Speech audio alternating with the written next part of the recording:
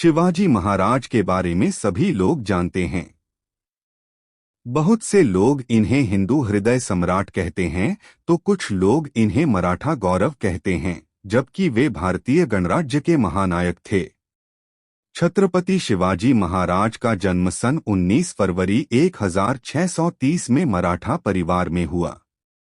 कुछ लोग 1627 में उनका जन्म बताते हैं। उनका पूरा नाम शिवाजी भोसले था। शिवाजी पिता शाहजी और माता जीजाबाई के पुत्र थे। उनका जन्मस्थान पुणे के पास स्थित शिवनेरी का दुर्ग है।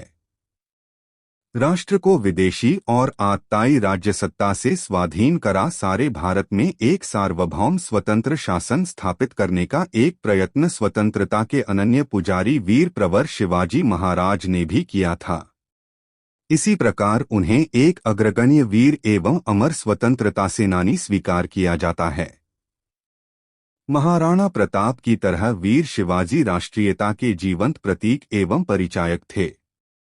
आओ जानते हैं श्रीमंत छत्रपति वीर शिवाजी के बारे में।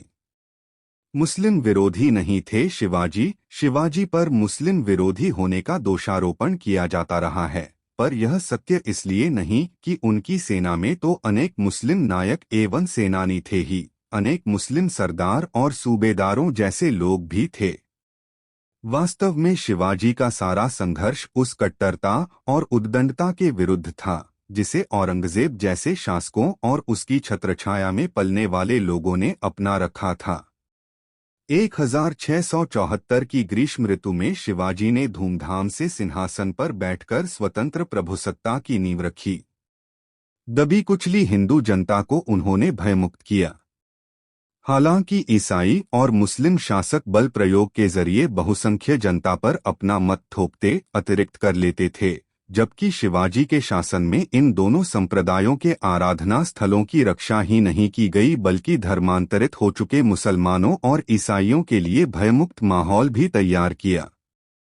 शिवाजी ने अपने 8 मंत्रियों की परिषद के जरिए उन्होंने 6 वर्ष तक शासन किया। उनकी प्रशासनिक सेवा में कई मुसलमान भी शामिल थे। धार्मिक संस्कारों का निर्माण उनका बचपन उनकी माता जिजाऊ के मार्गदर्शन में बीता। माता जीजाबाई धार्मिक स्वभाव वाली होते हुए भी गुणस्वभाव और व्यवहार में वीरंगना नारी थीं। इसी कारण उन्होंने बालक शिवा का पालन पोषण रामायण, महाभारत तथा अन्य भारतीय वीरात्माओं की उज्ज्वल कहानियां सुना और शिक्षा देकर किया था। दादा कोंडेव के संरक्षण में उन्हें सभी तरह की सामयिक युद्ध आदि विधाओं में भी निपुण बनाया था। धर्म, संस्कृति और राजनीति की भी उचित शिक्षा दिलवाई थी। उस युग में परम संत रामदेव के संपर्क में आने से शिवाजी पूर्णतया राष्ट्रप्रेमी, कर्तव्यपरायण एवं कर्मठ योद्धा बन गए। बचपन में खेल खेल में सीखा किला जीतना। बचपन में शिवाजी अपनी आयु के बालक इकट्ठे कर उनके नेता बनकर युद्ध करने और किले जीतने का खेल खेला करते थे। युवावस्था में आते ही उनका खेल वास्तविक कर्म शत्रु बनकर शत्रुओं पर आक्रमण कर उनके किले आदि भी जीतने लगे। जैसे ही शिवाजी ने पुरंदर और तोरण जैसे किलों पर अपना अधिकार जमाया, वैसे ही उनके नाम और कर्म की सारे दक्षिण में धूम मच गई। यह खबर आग की तरह आगरा और दिल्ली तक जा पहुंची। अत्याचारी किस्म के तुर्क, यवन और उनके सहायक सभी शासक उनका नाम सुनकर ही मारे डर के चिंतित होने लगे थे। पत्नी और पुत्र छत्रपति शिवाजी महाराज का विवाह सन 14 मई 1640 में सईबाई निम्बालकर के साथ लाल महल, पुणे में हुआ था। उनके पुत्र का नाम संभाजी था। संभाजी 14 मई 1657, मृत्यु 11 मार्च 1689 शिवाजी के ज्येष्ठ पुत्र और उत्तराधिकारी थे, जिसने 1680 से 1689 तक राज्य किया। शंभूजी में अपने पिता की कर्मठता और दृढ़ संकल्प का अभाव था। संभाजी की पत्नी का नाम येसुबाई था। उनके पुत्र और उत्तराधिकारी राजाराम थे। बाल साहित्यकार संभाजी को विश्व का प्रथम बाल साहित्यकार माना जाता है। 14 वर्ष की आयु तक बुधभूषणम, संस्कृत, नायिका भेद, सातस्तक, नखशिख, हिंदी इत्यादि ग्रंथों की रचना करने वाले संभाजी विश्व के प्रथम बाल साहित्यकार थे। मराठी, हिंदी, फारसी, संस्कृत, अंग्रेजी, कन्नड़ आदि भाषाओं पर उनका प्रभुत्व था। जिस तेजी से उन्होंने लेखनी चलाई, उसी तेजी से उन्होंने तलवार भी चलाई। शिवाजी की कई पत्नियां और 2 बेटे थे।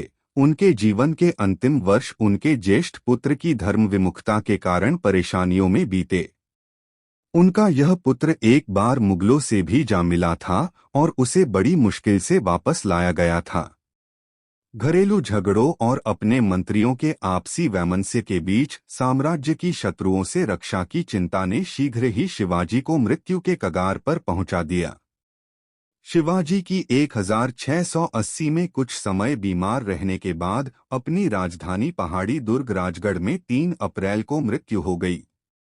धोखे से जब शिवाजी को मारना चाहा, शिवाजी के बढ़ते प्रताप से आतंकित बीजापुर के शासक आदिल शाह जब शिवाजी को बंदी न बना सके तो उन्होंने शिवाजी के पिता शाहजी को गिरफ्तार किया।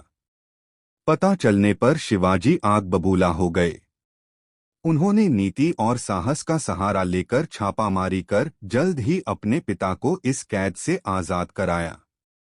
तब बीजापुर के शासक ने शिवाजी को जीवित अथवा मुर्दा पकड़ लाने का आदेश देकर अपने मक्कार सेनापति अफजल खां को भेजा।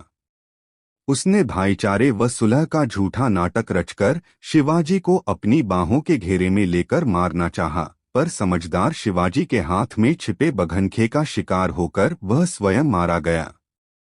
इससे उसकी सेनाएं अपने सेनापति को मरा पाकर वहां से दुम दबाकर भाग गईं।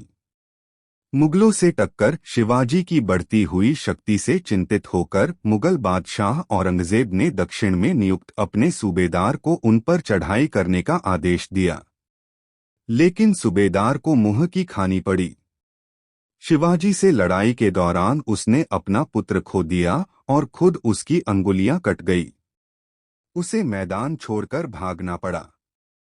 इस घटना के बाद औरंगजेब ने अपने सबसे प्रभावशाली सेनापति मिर्जा राजा जयसिंह के नेतृत्व में लगभग 1 लाख सैनिकों की फौज भेजी।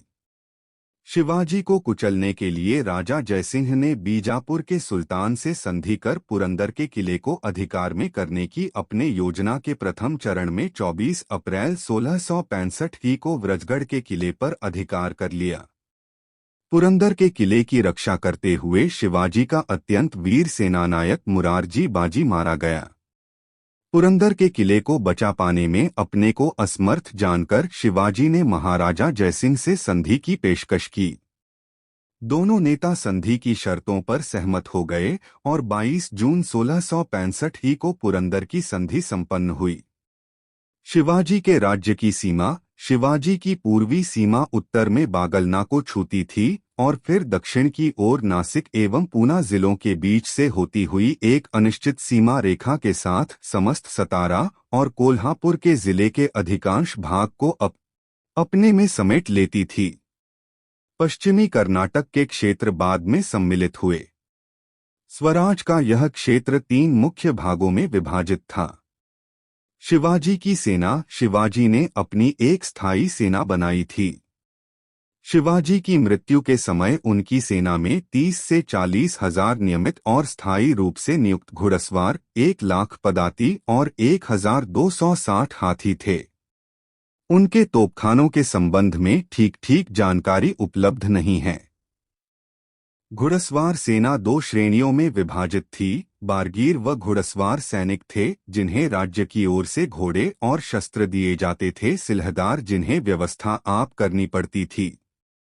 घुड़सवार सेना की सबसे छोटी इकाई में 25 जवान होते थे, जिनके ऊपर 1 हवलदार होता था। 5 हवलदारों का एक जुमला होता था, जिसके ऊपर 1 जुमलादार होता था। 10 जुमलादारों की 1 हजारी होती थी और 5 हजारियों के ऊपर 1 पंजहजारी होता था। वह सरनोबत के अंतर्गत आता था।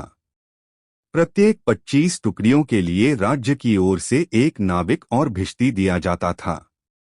शिवाजी के दुर्ग, किले, मराठा सैन्य व्यवस्था के विशिष्ट लक्षण थे। किले, विवरणकारों के अनुसार शिवाजी के पास 250 किले थे।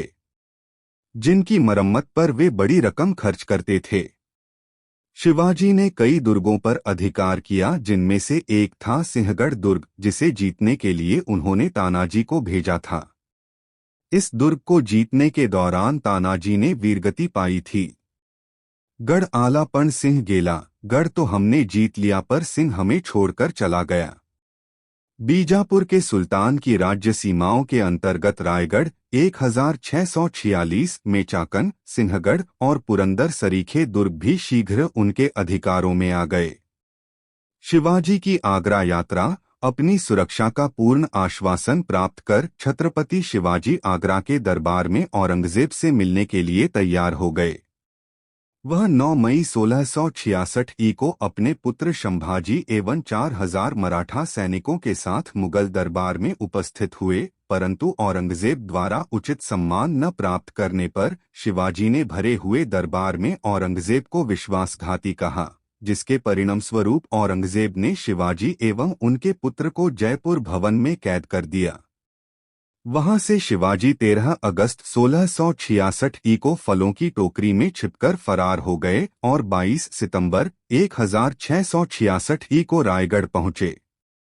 गुरिल्ला युद्ध के आविष्कारक कहते हैं कि छत्रपति शिवाजी ने ही भारत में पहली बार गुरिल्ला युद्ध का आरंभ किया था।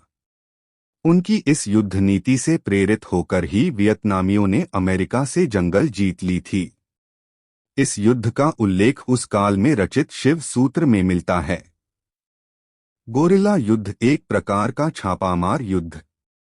मोटे तौर पर छापामार युद्ध अर्धसैनिकों की टुकड़ियों अथवा अनियमित सैनिकों द्वारा शत्रु सेना के पीछे या पार्श्व में आक्रमण करके लड़े जाते हैं।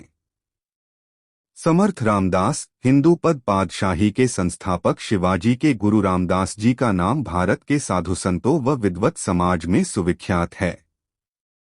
उन्होंने दासबोध नामक एक ग्रंथ की रचना भी की थी, जो मराठी भाषा में है। संपूर्ण भारत में कश्मीर से कन्याकुमारी तक उन्होंने 1100 मठ तथा अखाड़े स्थापित कर स्वराज्य स्थापना के लिए जनता को तैयार करने का प्रयत्न किया। उन्हें अखाड़ों की स्थापना का श्रेय जाता है, इसीलिए उन्हें भगवान हनुमान जी का अवतार माना गया, जबकि वे हनुमान जी के परम भक्त थे। छत्रपति शिवाजी महाराज अपने गुरु से प्रेरणा लेकर ही कोई कार्य करते थे।